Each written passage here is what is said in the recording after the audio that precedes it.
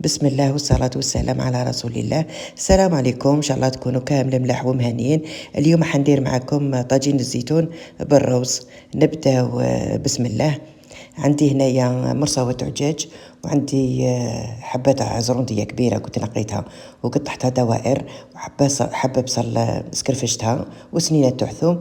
عندي هنا زيتون جابوه لي حق كبير، قطعته انايا هكا دوائر. وعندي لي زيبيس، عندي شويه قزبر وشويه راس الحانوت، الحرور وقطع رند، ومغرف تاع ماغارين.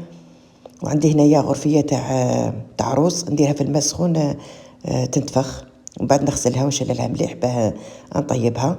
وما ننساش ثاني مغرف تاع طوماطيش تاع الباطا، وزوج مغارف كبار تاع شوربه تاع فيرميسيل. وندير شويه تاع الزيت، واحد زوج مغارف تاع زيت كبار. ندير الدجاج، ونزيد البصل والزرنديه والثوم، ونزيد معاهم ثاني لي زيبيس والملح، ونحطهم على النار ونخليهم يتقلاو مليح.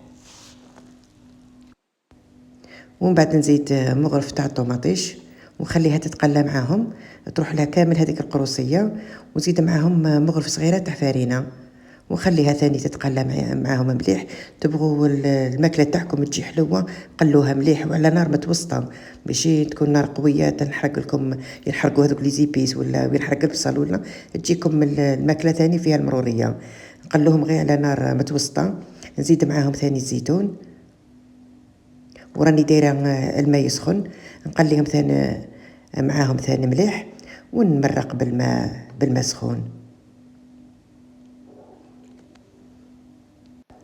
ونزيد معاهم ثاني شويه تاع المعدنوس.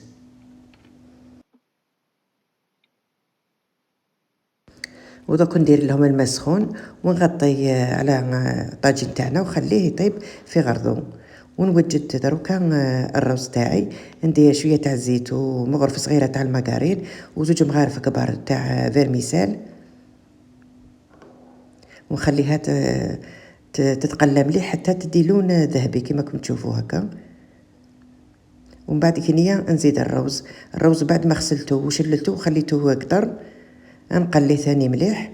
ونزيد معاه لي زيبيس، درت شويه تاع حرور، ودرت شويه تاع تابل تاع الشاورما. ونمرق ثاني بالماء سخون. انا درت عبار تاع روز بثلاث عبار تاع ماء، ونغطي عليهم وخليهم يطيبوا على نار متوسطه. وزدت شويه تاع كركم. وهنايا الروز راهو طاب، وبقى فيه شويه تاع الماء. دوك نطفي عليه باه يجي ذاك هو قد يشرب هذاك الماء كامل يشربو.